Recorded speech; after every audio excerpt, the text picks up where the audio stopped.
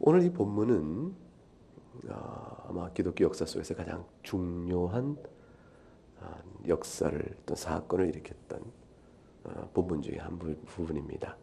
오늘 본문을 어떻게 이해하고 그것을 우리가 받은 하나님의 사랑을 또 그 은혜를 또 고백하느냐, 이것이 기독교 사상에 있어서 올바른 신학과 잘못된 신학의 갈림길이 되어지는 그런 아주 중요한 요절이 되어집니다. 짧은 구절이지만 이 짧은 구절 속에는 예수 그리스도께서 이 땅에 오신 이유가 무엇인지, 또 그분께서 우리에게 베푸신 그 사랑과 은혜가 무엇인지, 그것은 성경 전체 속에서 창세기로부터 요한계시록까지 이어지는 전체 성경이 우리에게 무엇을 말씀하시는 것인가, 무엇이 우리에게 주는 성경의 교훈의 핵심인가를 바로 요점으로 지시해 주는 부분입니다. 그렇기 때문에 오늘 본문의 해설과 이해는 사실은 이미 우리가 쉽게 또는 반복해서 들었기 때문에 익숙해 있고 친숙해 있지만, 이 복음의 몇 절을 우리에게 기록되어 하나님의 계시 말씀을 주시기 위하여 하나님께서 하신 일은 어마어마한 일을 하신 것입니다. 우리에게 이 몇 절의 내용을 생명으로 주시기 위해서 성부, 성자, 성령 하나님께서 하신 일은 어마어마한 일이었습니다. 자, 그런 내용들을 오늘 이제 본문을 통해서 조금씩 풀어가면서 이해를 해 봅니다. 먼저 21절을 한번 같이 읽어보겠습니다. 이제는 율법 외에 하나님의 한 의가 나타났으니 율법과 선지자들에게 증거를 받은 것이라. 이제 여기서 한 가지 나타난 것이 있다. 그것을 뭐라고 표현했어요? 하나님의 한 의다. 근데 이것은 율법 외에 나타났다 이렇게 되어 있는데, 율법 외란 말은 이걸 이제 원래 헬라어 원문을 그대로 번역하면 율법과 상관없이라는 뜻입니다. 율법과 상관없이. 그때 다시 말하면 율법으로부터의 어떠한 도움도 없이 율법과 전혀 상관없는 하나님의 한 의가 나타났다. 이 율법과 전혀 상관없는 이란 말은 뭐냐면, 율법을 행함으로 얻는 의와는 전혀 상관이 없는, 이제 풀었으면 그런 뜻이 되어집니다. 그러니까 율법 외에라는 말에 여러분이 만일 줄을 친다면 관계되는 주는 갈라디아서 3장 12절이에요. 갈라디아서 3장 12절에 율법은 믿음에서 난 것이 아니니 율법을 행하는 자는 그 가운데서 살리라 하였느니라. 그 말씀입니다. 율법을 행하는 자는 그 가운데 살리라 하는 것과는 전혀 상관없는 하나님의 한 의, 이렇게 되어지는 것이에요. 그래서 율법을 행함으로 의를 얻고자 하는 그 의와는 전혀 다른 성질의 하나님의 한 의, 이것이 나타났다라는 것입니다. 그러니까 이것은 무슨 얘기냐면, 그 앞에서 율법으로는 어떻게 돼요? 죄를 깨달음이라 했죠. 20절에 되어 있잖아요. 20절 우리가 읽었던 21절 그 앞에는 그러므로 율법의 행위로 그의 앞에 의롭다 하심을 얻을 육체가 없나니 율법은 죄를 깨달음이라. 율법으로는 죄를 깨달음이란 말은 우리를 주어로 쓰면 뭐 됩니까? 우리는 전적으로 부패한 자니라, 이 사실이에요. 그러니까 우리가 존재적으로 전적으로 부패한 자니라. 그러니 율법은 거룩한데 거룩한 율법이 나에게 와서는 내가 죄인 것을 드러내는 밖에 없는 것이죠. 내가 얼마나 부패한 자인 것을 드러내주는 것이죠. 그러니 율법을 행하면 살리라고 말했던 그 율법의 의가 우리를 의롭게 할 수 없으니 이제 그러한 율법의 의와는 상관없이, 그 말이에요. 율법을 행함으로 얻는 의와는 전혀 상관없이 또 다른 하나님의 한 의가 나타났다, 이렇게 선언을 합니다. 이것은 결국 우리에게 생명의 길이 비춰졌다는 사실을 의미하는 것이에요. 어느 누구도 순종과 행함으로는 가망이 없다. 하나님의 한 의가 나타났다. 이 말은 무슨 말일까요? 하나님의 한 의라는 것은 첫째, 하나님 앞에서 의롭다고 판단받을 수 있는 의를 의미합니다. 자, 율법으로는 우리가 하나님 앞에서 의롭다고 판단받을 수 있는 의를 이루지 못합니다. 그러니까 무슨 얘기가 되어지죠? 율법을 어떤 이는 좀 지키려고 노력했다 쳐보십시다. 어떤 이는 율법을 전혀 지키지 못했어요. 그러나 둘 다 사람 볼 때는 어떤 차이가 있겠죠? 바리새인은 사람 볼 때는 강도보다 난 사람이잖아요. 사람 볼 때는 세리보다 난 사람이잖아요. 그러니까 바리새인이 사람 볼 때는 하나님 앞에 더 가까운 사람이고 하나님도 그를 인정하실 만한 사람 아니겠어요? 사람 볼 때는. 그게 사람이 보는 율법에 의해요. 근데 하나님의 법정 앞에서 어떠냐 그 말이죠. 하나님께서 인정하시는 의냐 물을 때는 바리새인의 의도 아무것도 아니요. 강도도 아무것도 아닌 게 돼버립니다. 왜냐하면 둘 다 뭐죠? 전적으로 부패한 썩은 인간에 불과한 것이죠. 열린 목구멍을 열어보면 그 안에서 부패밖에 안 나온다니까요. 썩은 무덤밖에 안 나온다고 되어 있지 않습니까? 그러니까 하나님 보실 때는 의롭다 판단할 의의를 아무도 못 가지고 있는 것입니다. 그러니 율법을 행함으로 얻는 의와 상관없는 하나님의 한 의가 나타났다는 하나님의 한 의는 하나님의 법정에서 과연 의롭구나, 의롭도다라고 하나님이 판단하실 수 있는 의가 나타났다. 그 뜻이고요.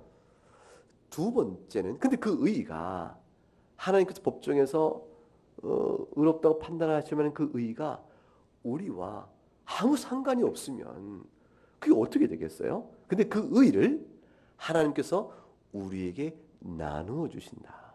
우리에게 부어 주신다. 그런 의미가 있어요. 그래서 하나님의 한 의가 나타났다는 말은 이중적이에요. 첫째는 그 의의 성질은 하나님 법정 앞에서 의롭다 판단을 받을 만한 의다라는 것이고, 근데 그 의가 하나님께서 우리에게 주시는 의다라는 것이에요.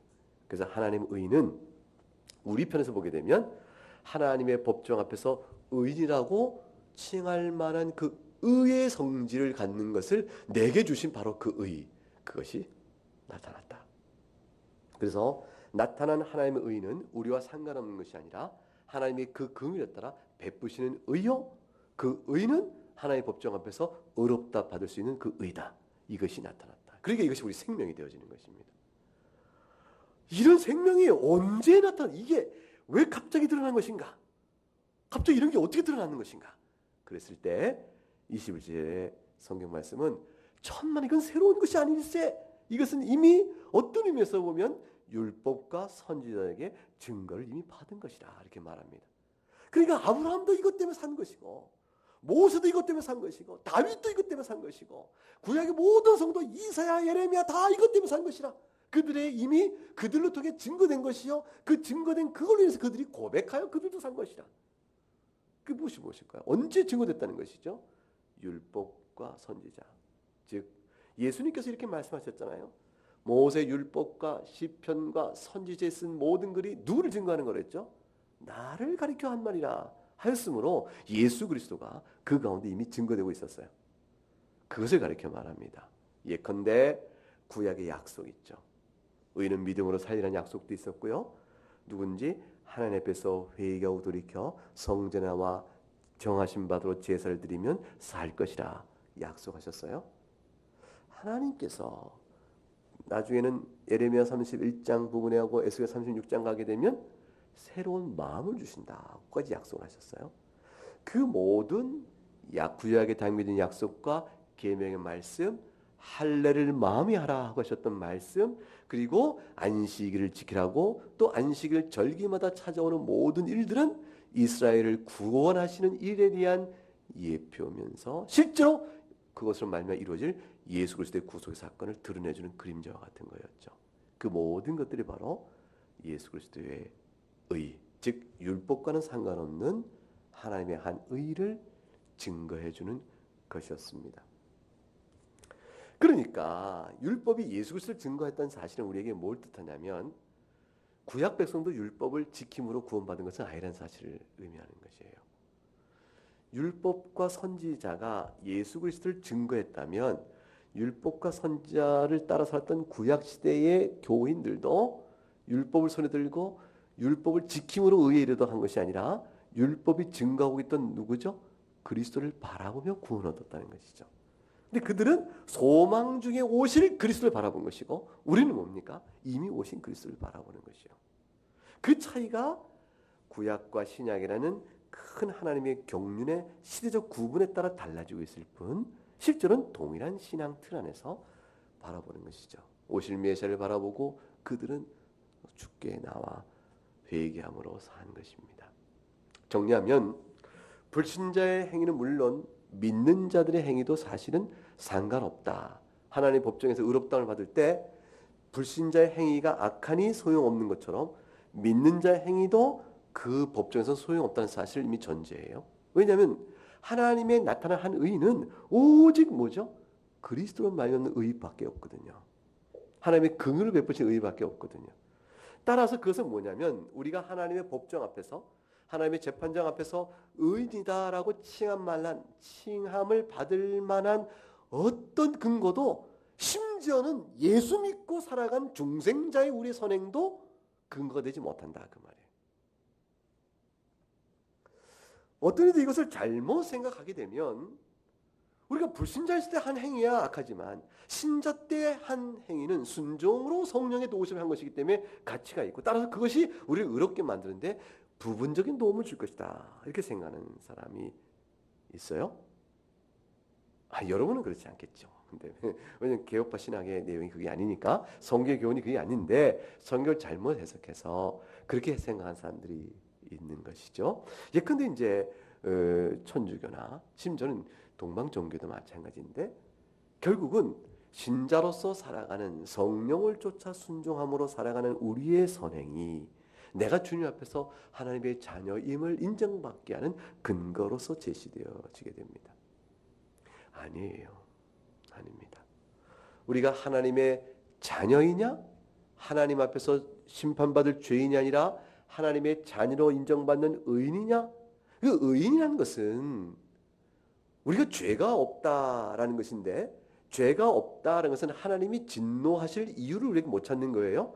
근데 그것은 상태적으로 우리가 완전해졌다는 뜻이 아니고 그 한 걸음씩 하나님이 우리를 어떤 사람으로 받을 것이냐 하나님과 우리 사이의 관계의 성격을 하나님이 나는 의인으로 간주한다. 간주란 말이 나오는 거예요. 그래서 의인으로 우리를 간주해 주시는 것이에요. 왜냐하면 우리 것은 없기 때문입니다. 우리가 성도로서 중생자로 성령의 인도함에 따라 그 능력에 힘입어 말씀에 순종하는 이 순종은 귀한 것이에요. 귀한 것이지만 그것 자체가 하나님 앞에서 내가 의인으로 죄인이 아니라 의인으로 서게 하는 데에 어떠한 도움을 조금이라도 주지를 못합니다. 그러면 우리가 하나님 앞에서 의인됨을 세워주는 유일하며 절대적 근거는 뭘까요? 그것은 완전한 의요? 바로 예수 그리스도의 의밖에 없는 것이에요. 예수 그리스도의 의가 나를 불신자요 죄인이었을 때 하나님 앞에 의인으로 삼을 뿐더러 내가 예수 믿고 신자가 된 다음에도 여전히 죄의 상태에 있는 수많은 그 연약성과 죄악성을 여전히 가리우고 하나님의 자녀로서의 신분을 계속 유지할 수 있도록 해주는 일은 뭐냐면 내가 신자로 살아온 삶의 순종 때문이 아니라 내가 여전히 그리스도의 의를 받고 있기 때문인 것이에요. 그래서 신자는 처음 믿을 때나 마지막 인생을 마칠 때까지 오직 우리가 하나님 앞에서 의인된 신분을 갖고 하나님의 자녀가 됐다라는 이 놀라운 신분의 변화의 기쁨, 이 모든 것들은 전적으로 오직 누구의 의 때문이에요? 예수 그리스도의 의 때문이에요. 그것이 바로 율법의 행함으로 살려는 전혀 상관이 없는 하나님이 예비하신 또 다른 의가 나타났다. 그렇게 되어지는 것입니다. 하나님의 긍휼로부터 베푸신 또 다른 의가 나타났다. 그것이 되어지는 것입니다.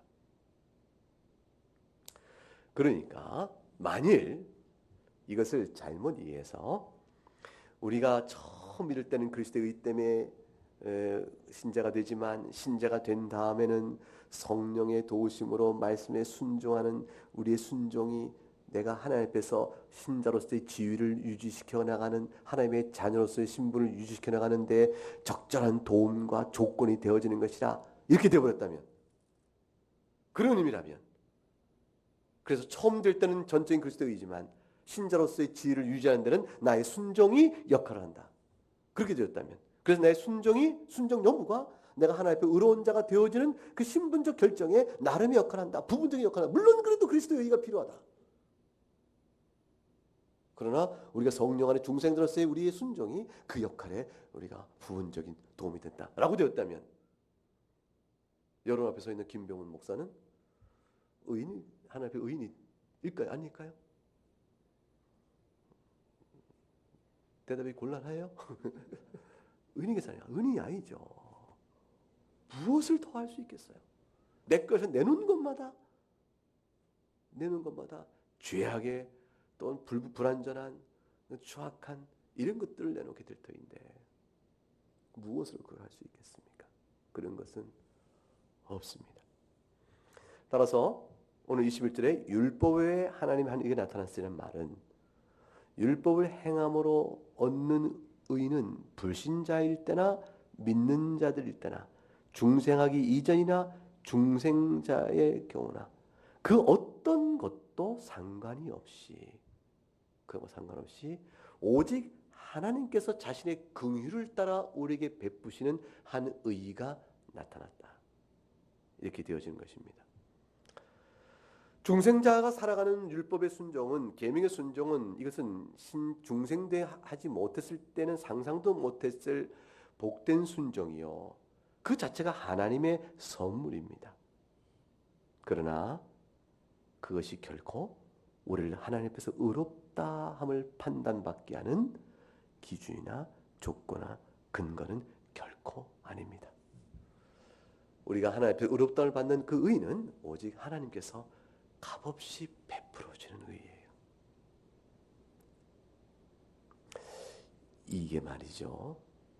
지금 여러분은 들으시니까 평범해 보일지 모르지만 얼마나 많은 성도들이라고 하는 사람들에게는 이 부분이 명료하지 않아서 항상 자신에서 내가 과연 하나님 앞에서 의로운 자인가, 의롭다함을 받을 만한 자녀인가 이 질문 앞에서 번민과 고민과 고통 안에 있기든지 모릅니다.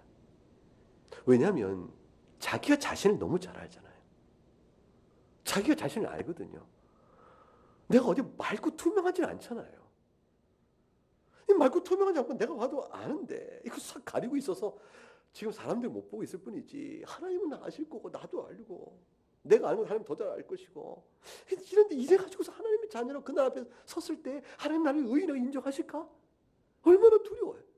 이 고민이 계속 들락날락거리는 겁니다. 어떨 때는 괜찮아 보이고 어떨 때는 힘이 오고 영적인 이게 왔다 갔다 하는 것이 두렵기도 하고 어떨 때는 예수님이 다 용서했다는 사실을 막 기뻐하면서 그러면서 그러나 예수님이 용서받은 자가 내가 예수님의 제자라고 할 수 있겠는가 이게 돌아보면서 이게 들락날락 이렇게 되어진단 말이죠.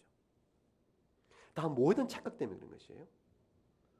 하나님 앞에서 의인이라 인정받는 근거가 내 것이 조금이라도 들어간다고 생각하는 잘못된 생각 때문에 그런 것이에요. 이걸 떨치기가 얼마나 인간에게는 어려운지 몰라요. 왜냐면 뭔가를 줘야 되잖아요. 내가 뭘 얻으려면 뭔가 좀 한 게 있어야지. 벼룩도 낯짝이 있는 것이지. 최소한 하나님 앞에서 그래도 내가 예수님의 의인을 고사하고 그래도 조금은 뭔가 신자도 뭔가를 내놓은 게 있어야 될 거 아니겠어요. 하나님 저 이 정도는 그러니까 저 신자 맞죠? 하나님 이 정도는 했으니까 하나님 자녀 맞죠? 라고 내놓을 만한 뭘 비빌 걸 좀 있어야 될 거 아니겠어요? 그래 마음을 좀 놓지. 내가 좀 미천을 좀 마련해 놔야 될 거야. 하나님 만나기 전에. 하나님 뵙기 전에 내가 뭐 얼른 말을 해놓은 게 있어야 될 거 아니에요. 그래서 내가 뭐 좀 하나 했습니다라고 뭐 이렇게 최소한 뭐 남들이 뭘 칭찬받아 아니 사람 칭찬 기대지 않지만 그래도 하나님 아시니까 하나님 앞에 내가 하나님 사랑해서 순종함으로 제가 한 요거나 하나님 기억하시잖아요. 라고 처음 그날에 이렇게 심판받을 때 좀 내놓을 만한 하나님의 자녀인가 아닌가 그 인정받을 것이냐 말 것이냐 이 위기의 순간에 그래서 나는 있지라고 하나님께 내놓을 만한 뭐 하나 있어야 될 거 아닌가 싶은 그 불안감이 있는 것이죠. 여러분, 그거 없어요. 그리고 필요 없고 하나님 받지도 않으시고 그거를 내놓으라는 순간 여러분은 더 큰 걸 잃어버려요. 그게 뭐죠? 예수 그리스도의 의예요. 여러분의 머리부터 발끝까지는 예수 그리스도 의로 이미 여러분 안에 쥐어져 있는 거지. 그거 외에는 여러분을 어떤 것으로 또 하나님의 앞에 의인인가를 말해줄 근거가 없습니다.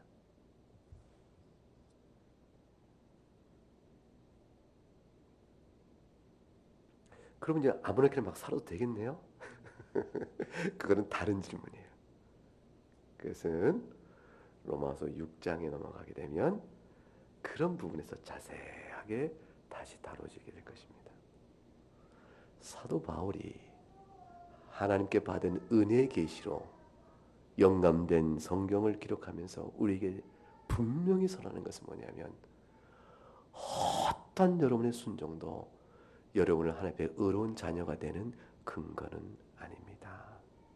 이게 얼마나 위로가 되냐면 뒤집어 얘기해서 불순종은 여러분이 하나님의 의가 하나님 앞에서 의의 의로운 자녀가 아닙니다를 말하는 것이 되어지지 않는다는 것과 똑같은 얘기거든요. 순종은 하나님의 의인을 우리 만들어주고 불순종은 의인이 아닌 자를 만들어주고 그런 것이 아닙니다라는 것이에요. 오직 예수 그리스도의 의뿐입니다. 그래서 22절 읽어보세요. 곧 예수 그리스도를 믿음으로 말미암아 모든 믿는 자에게 미치는 하나님의 의인이 차별이 없느니라. 그래서 차별이 없어요. 이 차별이 없느냐는 것은 누구와 차별이 없을까요? 남자와 여자? 노인과 젊은 사람? 아니면 헬라인과 유대인? 민족이나 나이나 신분이나 그 어떤 것을 다 얘기할 수 있겠죠? 근데 차별이 없느냐 이 말씀 속에는 가장 중요한 건 뭐냐면 난 착한 일 좀 했다. 나는 계명을 좀 지켰다. 나는 계명을 평생 못 지켰는데 이런 것으로서 어떤 차별이 없다는 거예요. 십자가 강도도 하나님 앞에 의인 되는 데 있어서 예수 그리스도의 의를 자신 있고 삼는 순간 완전한 하나님의 의인으로서 서게 되는 것이지 그런 의미의 차별이 없느니라. 누구라도 예수 그리스도를 믿음으로 말미암아 예수 그리스도를 믿기만 하면 모든 믿는 자에게 예외 없이 모든 믿는 자에게 주어지는 하나님의 은혜라. 그러니까 하나님께서는 포기하거나 하나님께서 너는 안 된다.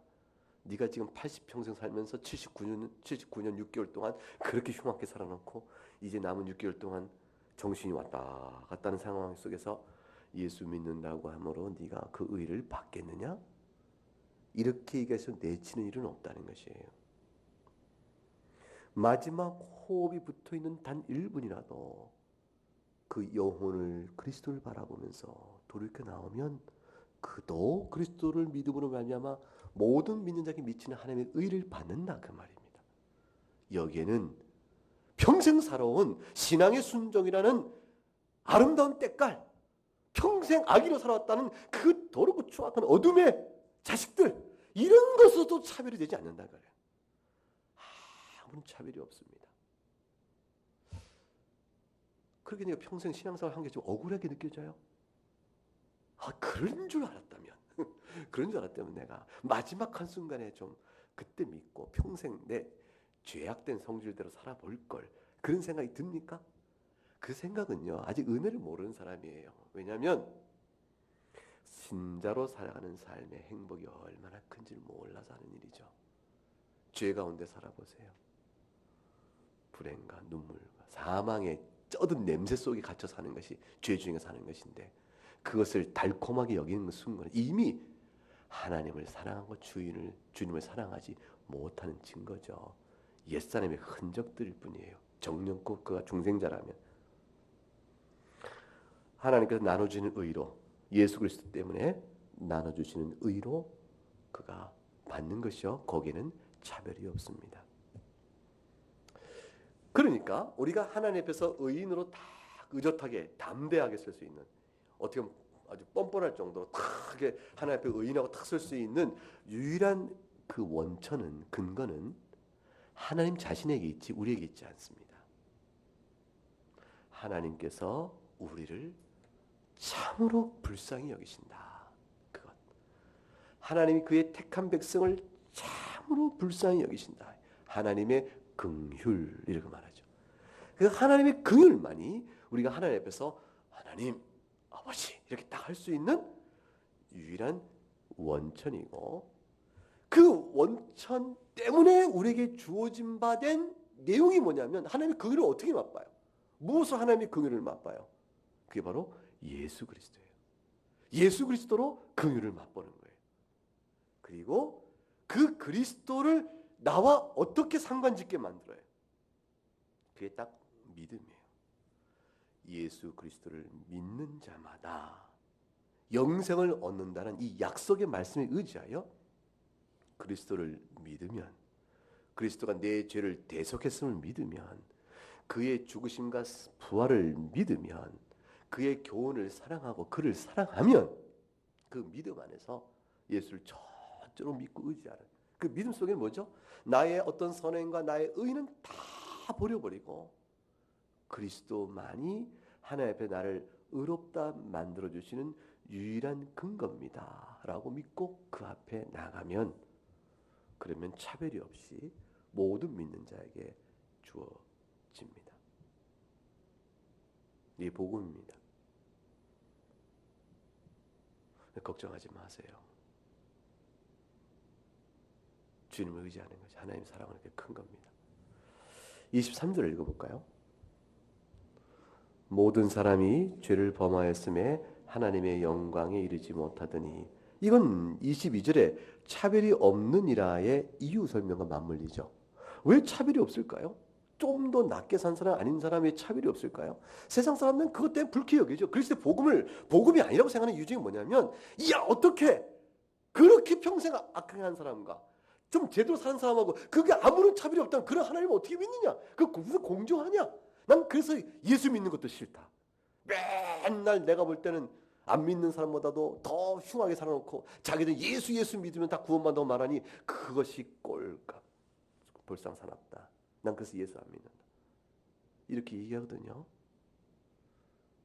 근데 그것은 그 말이 갖고 있는 자기 저주의 의미를 몰라서 그래요.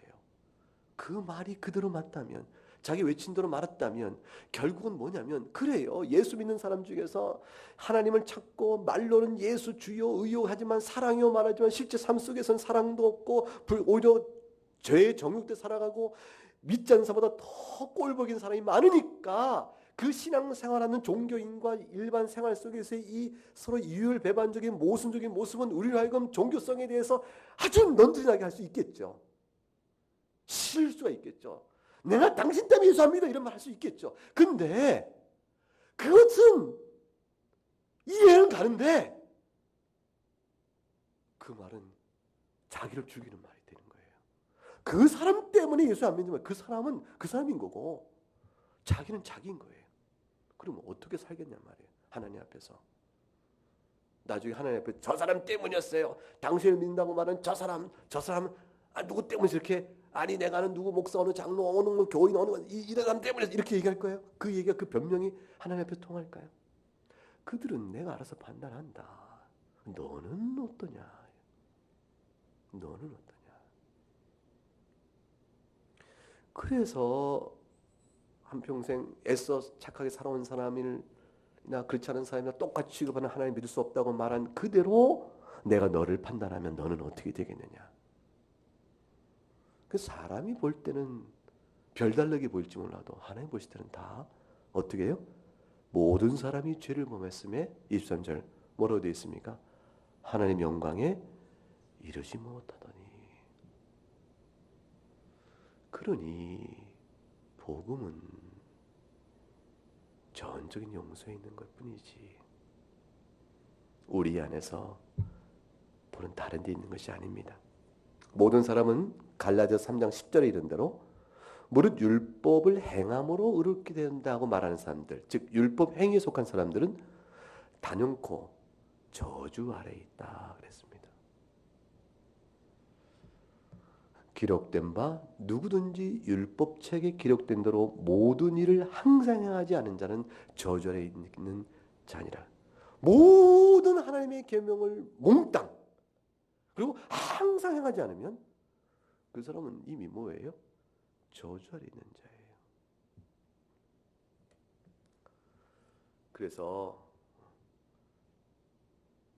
이 세상 사람 다 저주 아래 있기 때문에 예수 믿는 것만이 소망이고, 예수를 믿는다고 말해도 그 믿음의 성질과 이해와 성숙도는 가진 것이에요.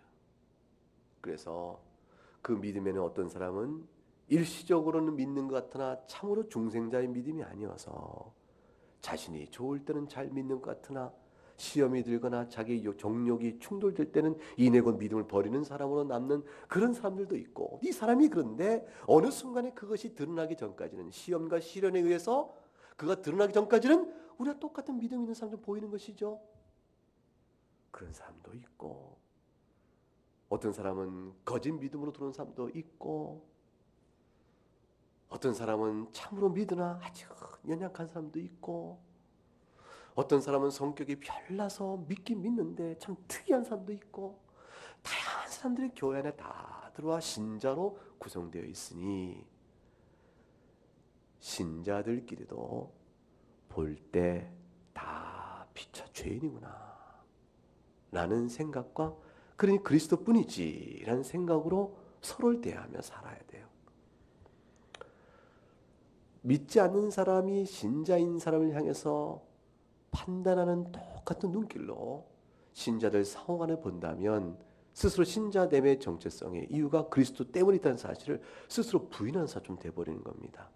예컨대 이런 것이죠. 저러고도 신자라고 해. 아니 우리 교회 교인 중에 저런 사람도 있나? 저 사람은 교인도 아닐 거야. 이런 식의 생각의 비방과 판단을 우리 스스로 마음속에 갖지 않아야 하는 것입니다. 피차 죄를 범하였으나 은혜로 구원받은 사람일 뿐이에요. 은혜로 구원받고 너는 은혜로 받았는데 어떻게 그렇게 파렴치하게 그럴 수 있느냐? 배은망덕하니. 이거는 은혜 받은 사람끼리는 할 수 있는 판단들이 아닙니다. 주인만이 할 수 있는 것이죠. 은혜를 베푼 자가 판단하는 것이지. 제 생각엔 그런 것이에요. 우리는 그런 게 있어요. 자, 나도 100원을 받았어요. 감사하게. 근데 저도 100원 받았어요. 나는 100원 받고 너무 감사해서 그분에게 이렇게 충성을 했어요. 50원을 돌려드는 기분을 했는데 저 사람은 100원 받고 1원도 돌려드리는 것 같지 않은 거예요. 그러니까 신경질이 나는 거죠. 50원 돌려드리는 게 아까운 거죠. 아니면 인정을 받고 싶은 거죠. 이런 묘한 관계의식이 드는 거죠. 이것이 성도를 판단해가는 죄가 되는 겁니다. 교회 안의 질서 가운데서 악을 행하는 자가 교회 안에 태만이 있지 아니하도록 교회를 보호하기 위해 질서에 따라 권징하고 치료하는 일이야 있어야 되는 것이죠. 그러나 그 일과 상관없이 우리 마음속에는 항상 그런 생각이 꿈틀꿈틀 꽈리를 틀고, 구렁이 한 마리 꽈리 틀고 있듯이 꽉 자리 잡은 채 한 번씩 기어나오기도 하는 겁니다. 그만큼 복음은 우리의 생리와 어긋나 있습니다. 우리의 생리에서 멀리 있는 것이에요. 근데 그 복음이 우리 안으로 들어온 겁니다. 복음을 잘못 이해한 사람 중에는 그러니까 이런들 어때요 저런들 어때요 해가는 사람들, 이거는 또 복음에 대한 또 극단적 잘못된 이해죠. 지금은 사도 바울은 유대인을 대상으로 그들이 왜 율법과 선지자를 손에 들고 있음을 불구하고 그리스도에서 먼 자가 되었는가를 드러내주며 구약에 약속된 참된 의미가 무엇인가를 바르게 풀어주기 위해서 우리에게 오직 그리스도 의만을 바라보라 그것을 말씀해주고 있는 겁니다. 3장 24절을 읽어보죠. 그리스도 예수 안에 있는 속량으로 말미암아 하나님의 은혜로 값없이 의롭다 하심을 얻은 자 되었느니라. 속량으로 말미암아 하는 것은 값을 치렀다 이런 뜻이에요. 예수 그리스도께서 율법의 의의를 만족시키시고 그 능동적 순종이라 그래요. 실제 행함으로 순종하시고, 그리고 십자가의 고난과 모든 죽음의 심판을 받으시니 그게 수동적 순종이라고 그래요. 그 모든 고난을 친히 당하심으로 인해서 하나님께서 죄인에게 물으시는 모든 죄값을 다 갚아버리신 것입니다. 그것을 가리켜서 속량 그렇게 말합니다. 그렇게 되므로 사탄의 권세로부터 우리를 완전히 끊어내신 것이죠. 우리가 하나님 앞에서 심판받을 어떤 죄된 책임도 남아있지 않게 된 것입니다. 죄의 책임이 없으면 형벌을 못 내리는 것입니다. 우리나라는 그렇게 돼 있지 않지만 미국의 배심원 제도가 배심원들이 죄 없습니다 말해보면 판사가 절대 형벌을 내릴 근거가 없는 것이에요. 배심원이 죄가 있다 해야 있다고 말함으로 형량을 결정합니다. 근데 주님이 형량을 결정할 근거가 없어진 것이에요. 예수님 때문에. 그 죄의 책임이 사라져버린 것입니다. 그러니 그것은 예수님이 전적으로 값을 치르신 것이기 때문에 그 속량으로 말미암아 그 뜻인데, 따라서 우리에게는 예수님이 치른 값 때문에 구원을 은혜로 받는 것이요 값없이 받는 것이요. 그러니까 보세요. 24절에 하나님의 은혜로 값없이 이렇게 돼 있죠. 그 하나님의 은혜로와 값없이란 말은 동어 반복입니다. 같은 말을 두 번 반복한 것이에요. 왜 그랬을까요? 강조죠. 강조. 성경은 항상 은혜로 값없이, 은혜로 값없이 두 번 반복해서 강조에 강조를 합니다. 무슨 말입니까? 너희에게는 아무것도 요구한 것이 없으시냐 그 말이에요. 우리를 하나님의 자녀여 의인으로 삼으실 때 우리에게서는 하나님은 아무것도 먼저 요구하는 것이 없습니다. 믿어집니까?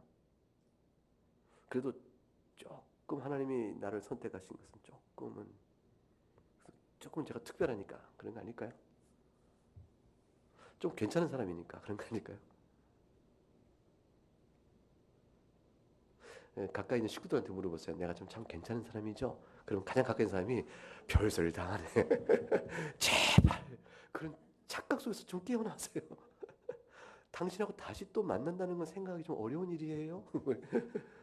뭐 어떻게 생각할지 모르거든요. 무슨 말 나올지 몰라. 그러니까 가장 가까이 있는 사람한테 물어보세요. 내가 좀 그래도 괜찮은 사람이지? 이렇게.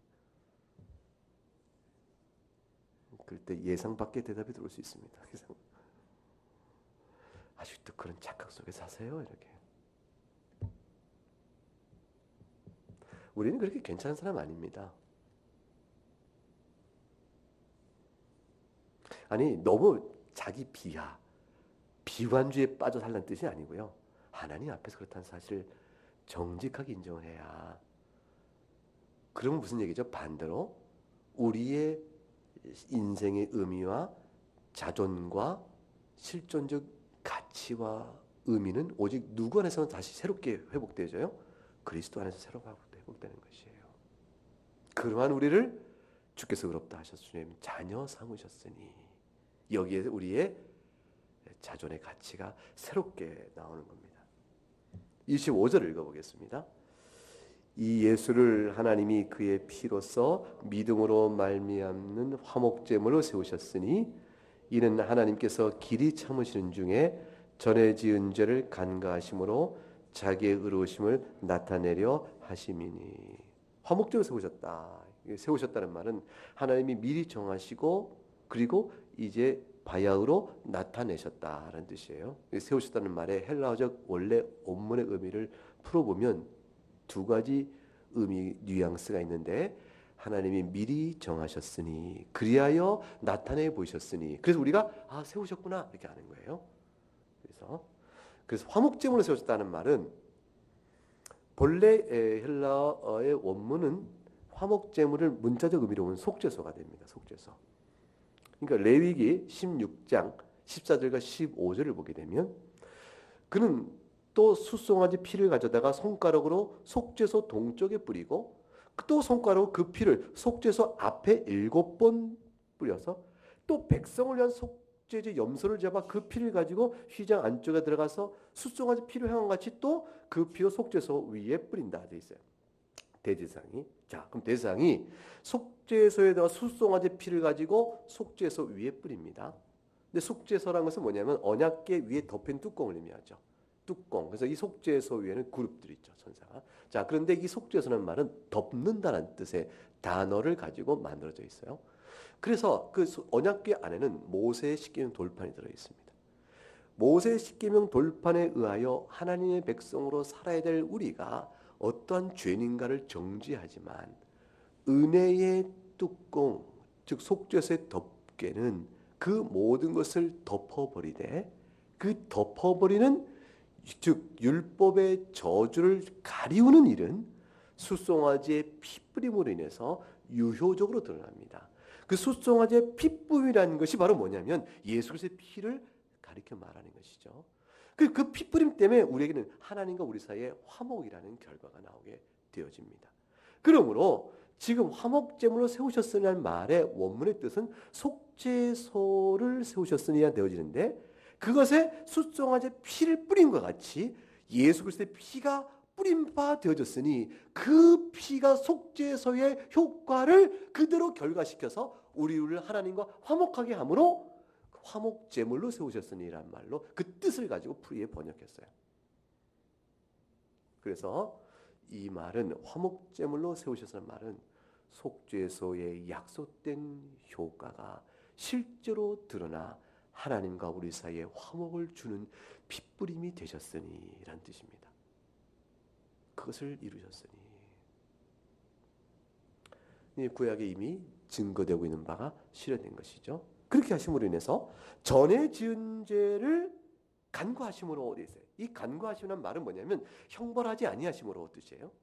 간구하시는 말은 형벌하지 아니하심으로 뜻이에요. 그럼 전에 지은 죄는 뭐냐? 그때 이중적 의미가 있습니다. 하나는 뭐냐면 이미 구약 시대에 범한 죄들은 아직은 예수 그리스도께서 오시기 이전이니까 약속으로 있을 뿐 아직 실체적으로는 용서되지 않은 것이잖아요. 근데 그리스도 때문에 미리 효과를 보는 것이거든요.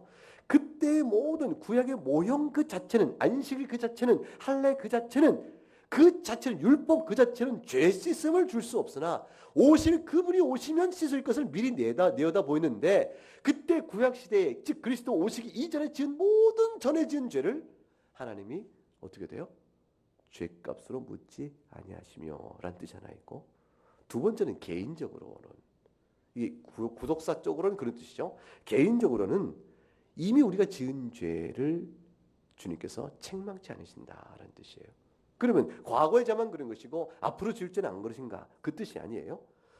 지금 지은 과거에 지은 죄나 앞으로 지을 죄나 오직 하나님의 은혜로만 용서받는 사실 때문에 이미 지은 죄를 더 이상 책망치 아니하신다는 말은 앞으로도 지을 죄가 지은 죄가 되어질 때 역시 같이 적용받게 되는 겁니다. 그러니까 미리 다 용서받았으니 죄를 져도 된다는 생각은 맞아요, 틀려요? 여기 틀린 것이죠. 아주 잘못된 생각이죠. 지을 죄가 지은 죄가 되어질 때는 그리스도의 피로 용서를 받는 것입니다. 자, 그래서 그 일을 위해서 하나님께서 길이 참으신 중에라고 되어 있으니 이게 얼마나 은혜로운 말씀인지 모릅니다. 하나님께서는 그 용서를 베푸시기 위하여 죄를 범한 그때에 당장에 심판치 아니하시고 그것을 어떻게 하셨습니까? 유예시키신 것이죠. 온유하심으로 끝까지 심판을 미루시사 마침내 용서가 있게 하신 것입니다. 마지막으로 26절을 읽어보겠습니다. 곧 이때에 자기의 의로우심을 나타내사 자기도 의로우시며 또한 예수 믿는 자를 의롭다 하려 하심이라. 이 본문에서 이때 자기의 의로우심을 나타내신다. 그것이 25절에도 자기의 의로우심을 나타내려 하심이 연결돼 다시 나오고 있죠. 그래서 자기도 의로우시고 또 예수 믿는 자를 의롭다 하려 하신다 되어 있어요. 자, 그럼 하나님께서는 오래 참으시사 예수 그리스도를 화목제물로 삼으셔서 죄인된 우리를 의롭다 하시는 이 일을 하심으로 인해서 우리만 의롭다함을 받는 것이 아니라 하나님 자신도 의롭다함을 나타내 보이신 게 되어진다. 이렇게 되어졌으니 첫째, 하나님이 무엇으로 자신의 의롭다함을 나타내 보신다는 것인가? 이 생각할 수 있겠죠. 첫째는 뭐냐면 우선 하나님께서 예수 그리스도의 피로 죄값을 속량케 하시고 그를 통해서 화목제물을 삼으신다는 것은 첫째, 아무도 의인은 없고 오직 하나님만이 의인한 사실에 천명입니다. 모든 사람이 죄를 범했음에 하나님의 영광을 이루지 못하였으니 따라서 하나님의 율법 앞에 의인은 아무도 없다. 그 절대 의인은 오직 하나님만이 은이시다 라는 사실이 예수 그리스도의 속량으로 말미암아 죄인을 의롭다 하시는 이를 통해서 드러나고 있는 사실이에요. 왜? 하나님만이 의로우시기 때문에 모든 사람은 멸망과 저절에 있을 뿐이다. 그러니 첫째는 모든 죄인과 대별하여 하나님만이 의로우시다는 사실이 드러나고요. 두 번째는 하나님께서 예수 그리스도의 속량으로 말미암아 우리를 의롭다 하시니 하나님께서 죄인된 우리를 하나님의 의인으로 간주하실 때 벌할 것이 어떤 이유도 없는, 형벌을 받을 어떤 책임도 없는 그런 자들로 우리를 간주하실 때 하나님은 불의하시다 라고 비판할 사탄의 송모가지를 뿌려부드는 거죠. 사탄의 모든 정죄를 막아버리는 일이죠. 그런 공의로움이 있으신 거예요. 왜냐하면 죄값을 예수 그리스도에서 찾으셨으니까. 그래서 하나님은 또한 의로우시다가 됩니다. 하나님은 홀로 의로우신 분이라는 사실을 드러내시고, 따라서 모든 사람은 정죄 아래 있는 게 드러내시고, 그런데도 불구하고 모든 사람들 가운데, 정죄 아래 있는 자들 가운데 택한 백성을 의인이라고 간주하실 때 불의한 것 아니냐라고 할 때 불의하지 않다는 자기 의로움을 드러내시니 곧 예수 그리스도의 죽이심이에요. 속량이에요. 그러므로 자신의 의로움을 드러내신 것이고, 그리고 마지막으로 우리에게 베푸시는 그리스도의 의, 우리에게 그리스도의 의를 나타내 주심으로 인해서 하나님은 자신의 의로움을 또한 드러냈습니다. 약속을 지키시는 분이신 거죠. 그러므로 하나님의 의로움이 그 십자가를 통해서 이렇게 드러나심으로 거룩하고 절대 의로우신 하나님께서 자신이 우리를 의롭다 하시는 이 놀라운 은혜 베푸심의 공의성을 드러내시고, 그리고 우리를 직접 자신의 의를 나눠주신 것입니다. 그리스도의 의죠. 그것이 바로 하나님의 의로움이세요. 그 결과로 우리가 또한 의롭다함을 받는 것입니다. 그러므로 우리가 의롭다함을 받는 것은 전적인 하나님의 일이신 거예요. 하나님께서 전적으로 행하셔서 우리에게 주시는 거예요. 받으라. 받을 수 있도록 우리에게 믿음을 주신 것입니다. 우리가 예수를 믿습니다는 이 믿음이 보통의 것이 아닙니다.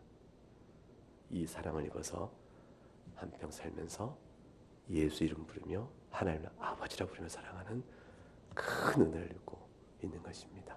이것이 여러분의 평생 살아가는 삶의 가치요 위로요 자랑이 될 수 있기를 주의 이름으로 축복합니다.